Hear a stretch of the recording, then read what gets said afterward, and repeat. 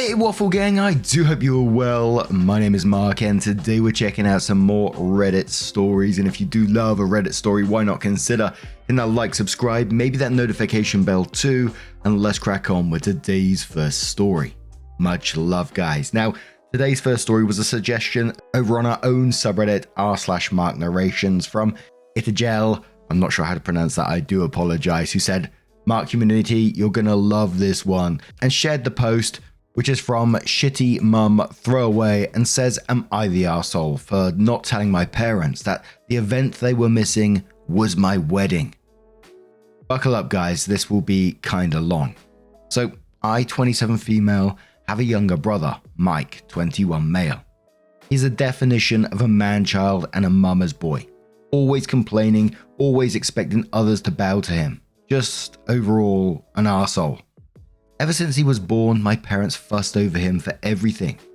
He's not special needs or had a traumatic birth or anything of the sort.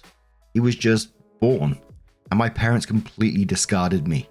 My mum, 50 female especially. She went from a loving mother to one of those boy mums that people make fun of on the internet. My father, 50 male, still showed me love and support, but he's always been too much of a coward to stand up to my mother and let me win at least once. The only one who stood up for me was my grandpa, 76 male, who always called my parents on their bullshit, but never liked my brother. I remind him of his late wife, my grandma, and we have a very special bond, but he lives on the other side of the country and I could never see him often. Mike knows our mum prefers him and loves to shove it in my face. Because of this and his behavior, we've always been at odds. He's spoiled, a brat, and an awful human. I can't remember how many times I ended up in trouble for things I did better than him or for things he framed me with. His only talent are his football skills. He won a scholarship to a nice college out of state. My parents didn't spend a dime on my education because apparently my fund had been used to cover expenses after a fire. Just for me to discover years later that said money was given to Mike to buy a car and a house. It's a public university that I met Lucas. He was the first person I was really drawn to there. Of course, I met new people who are now my dearest friends, and thanks to them and Lucas, who was my best friend for years before we got together, I managed to move out of my parents' house. Now both Lucas and I are well known in our fields and have very good salaries. Now, to the main issue. Lucas proposed to me a year ago. We're very private people, so we didn't post it on social media or anything. When I told my parents, they dismissed it with a, that's nice. I'm starting to think that they downright didn't listen to me at all. We decided that we wanted a nice but simple ceremony and reception with our friends and relatives. Lucas convinced me to invite my parents and brother, but they never responded to the invite. And whenever I went to visit and began to talk about my wedding, without mentioning it was a wedding, my mum would always speak over me and about my brother's accomplishments and wild adventures. At one point I got fed up with it and interrupted my mum to tell her that there was an event I was planning to organise, whose date was unmovable. She told me that they couldn't attend because my brother was playing the last game of the season that very same day, and wanted them to be there. Of course, this favouritism didn't surprise me. They missed my ballets, shows, and both my high school and university graduation for things about him. At this point, I wanted to be petty. I told both my parents that it wasn't a problem to miss the event, purposely admitted the fact that this event was my wedding, and didn't insist further. Flash forward to a few weeks ago. I got married. It was perfect. My family, Lucas's family, and our friends were all there, and we had a blast. My grandpa was happy to give me away, and it was just perfect. My relatives asked me multiple times why my parents weren't there with us. I was honest and simply said they had my brother's game to attend and couldn't come. They gave me a few looks, and my grandpa was visibly angry for a while, but otherwise, nothing strange happened. After the reception, Lucas and I left for our honeymoon, and were phone free for the whole duration of the trip.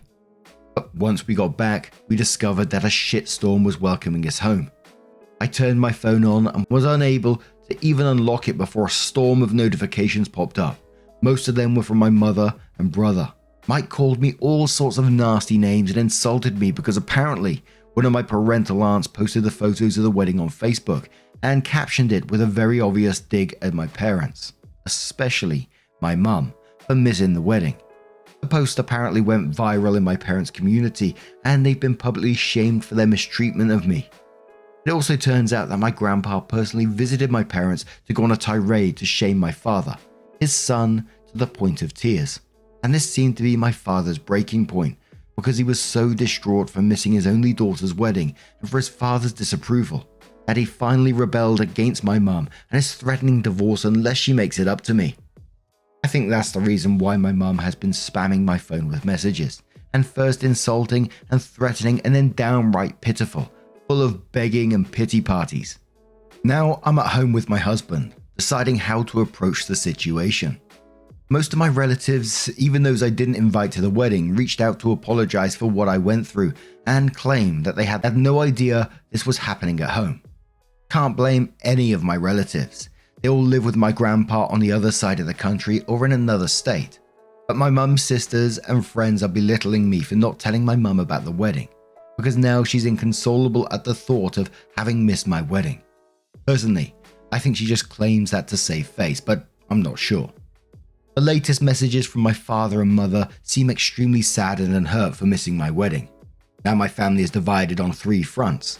The majority who is sticking by my side, my maternal aunts shaming me for hurting my mum's feelings, and my maternal grandparents who are adamant that I forgive my mum in light of her atonement. My best friends are telling me to not listen to them. So Reddit, am I the arsehole? Not the arsehole from me in this situation.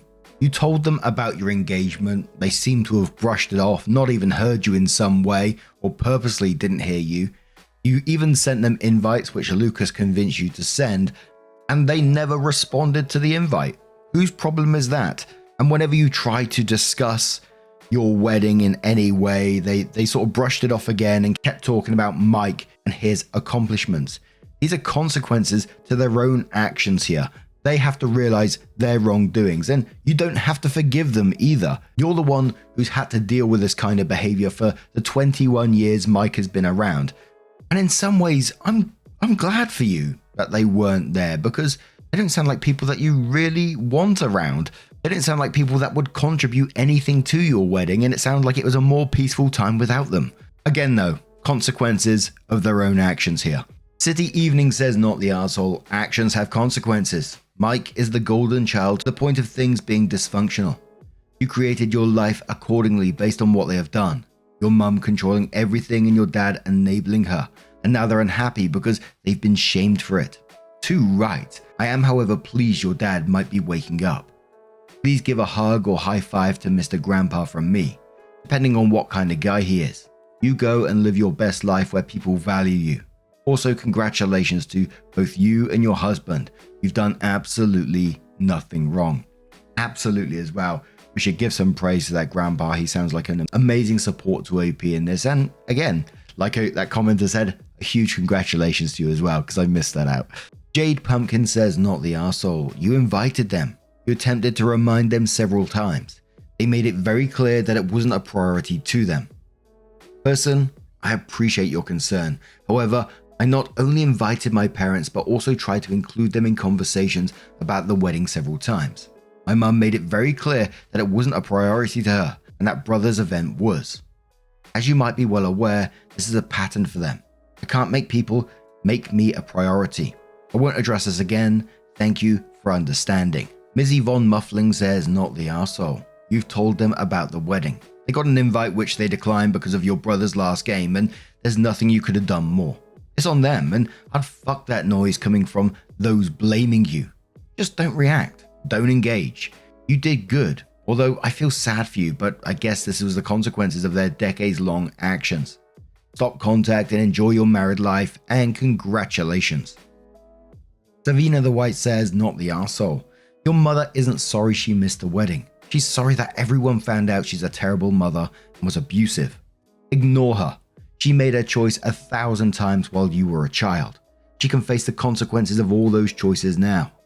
Your father, you could choose to forgive, but remember he stood by and watched the abuse, the neglect, the financial shenanigans with your college funds. He watched it all and did nothing. he's just as culpable. Ignore anyone who has the nerve to tell you it's your fault your parents missed the wedding they were invited to, because they couldn't be bothered to pay attention to the kind of invitation you gave them. You can't fix stupid, and you can't fix a narcissist. Live your best life and let them sort their own mess out. And one final comment which says, not the arsehole, why are you letting this bother you? Your parents and your brother are finally dealing with the consequences of their actions and their neglect. They've never supported you and they're just trying to save face for themselves. The damage is done and they're dealing with the repercussions. So why is it your responsibility to fix things?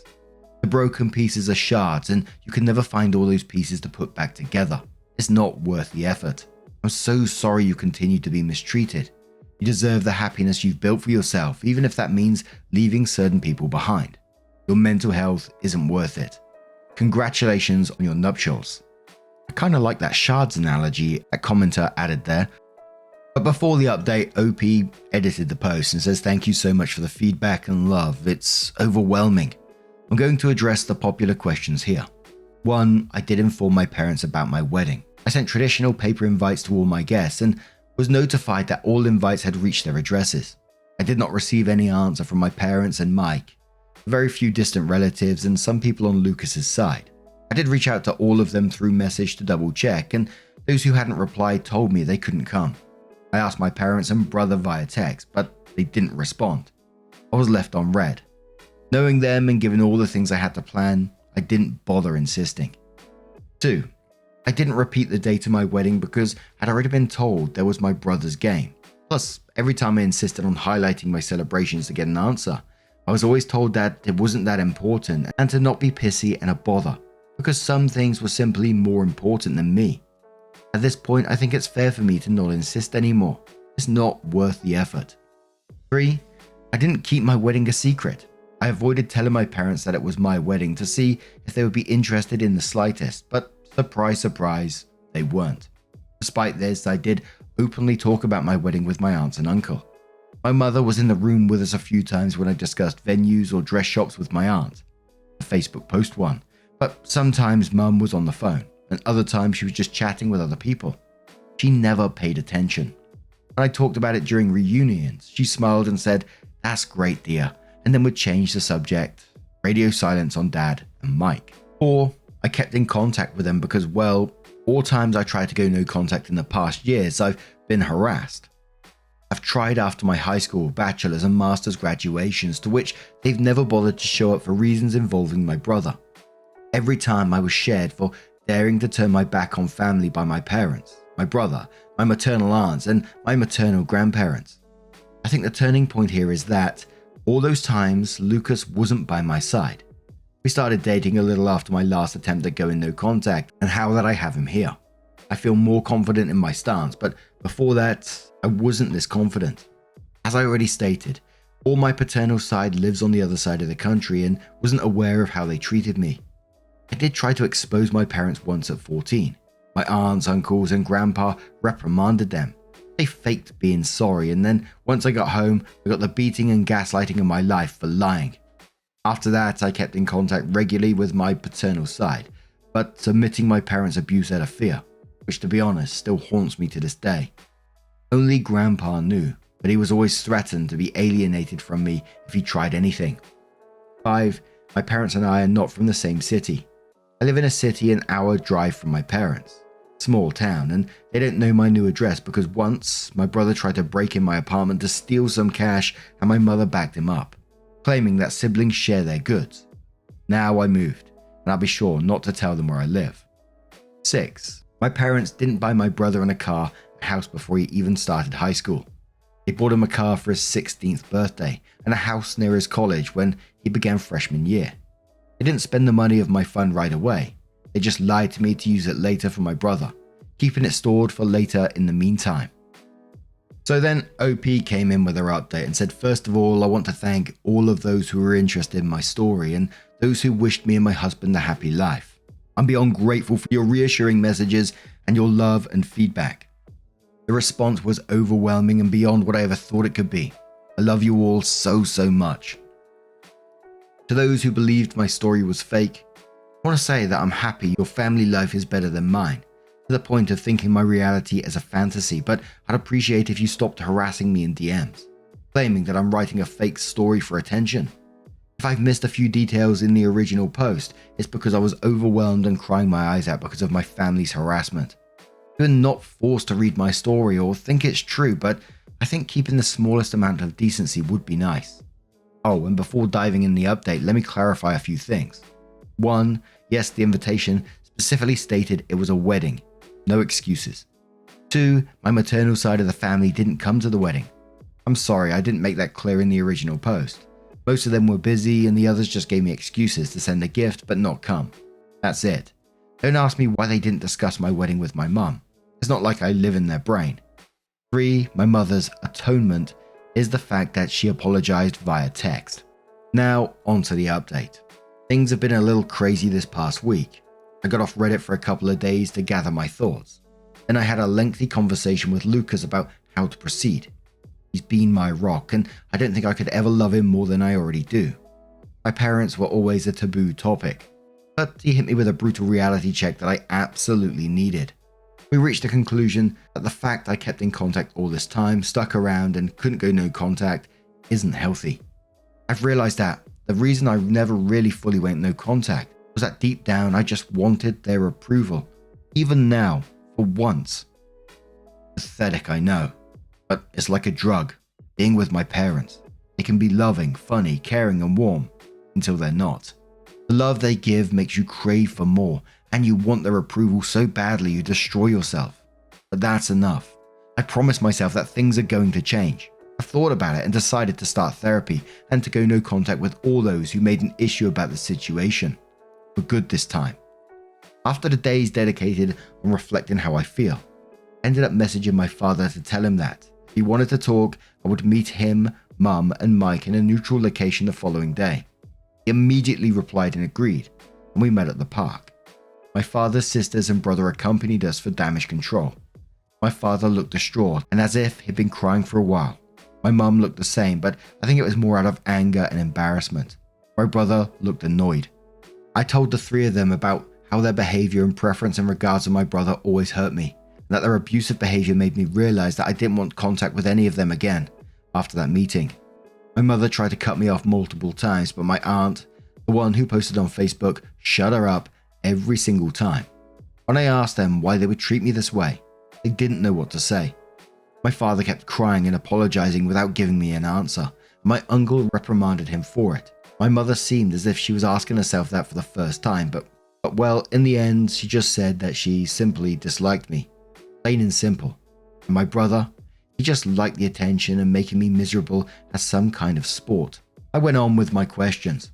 When I asked why they never responded to my invite, they claimed to have never received one. I showed them the text, but they denied receiving them. And well, it turns out they hadn't, in fact, received my wedding invitation. When it arrived to their house, they weren't there. The only one in the house was my brother, who'd come visiting for the weekend. He saw the invite and, as many of you guessed, ripped it up and trashed it. And then when I texted my parents, he deleted the messages. It wasn't hard to do. According to him, they kept my chat archived and didn't get the notification. So my parents never actually got a formal invitation. I was just distraught. I asked Mike why he would do that, and he just shrugged and claimed that it wasn't as important as the stuff they had in program anyway. I had to stop Lucas from punching him in the face. Strangely enough, my parents were upset and started reprimanding him. He actually began to throw a tantrum and cry crocodile tears, and I must admit that I was kind of satisfied. But then my mum claimed that all was resolved and there was no need to fuss over a misunderstanding, and it was time for me to clear their name. That set me off and I interrupted her, telling her that they weren't forgiven at all, that just because Mike trashed the invite, it didn't mean it automatically cancelled all their neglect out. Plus, all that time it was still very obvious that I was having a wedding and they should have asked about it. I want to know my mother's response. She said something along the lines of, "I did hear you talking about a wedding of yours, but I just thought you were being delusional and seeking my attention with exaggerated scenarios." She was convinced Lucas didn't actually like me, nor would ever marry me. When I tell you I was about to trash her face, you believe me. Another thing came up. It turns out that my brother didn't have a football game to go to at all. My parents used the fact that my husband, friends, and I know little to nothing about football. We prefer soccer, and the fact that I stopped asking about it when Mike would mock me during his time in high school to make up a story to avoid my event. At the time I wrote the original post, I couldn't confirm or deny the presence of a game because my brother has a private social media, and Lucas and I are blocked. And I foolishly trusted my parents' word. But no. You want to know where they went with that man-child? They went to Disneyland because Mike wanted to go.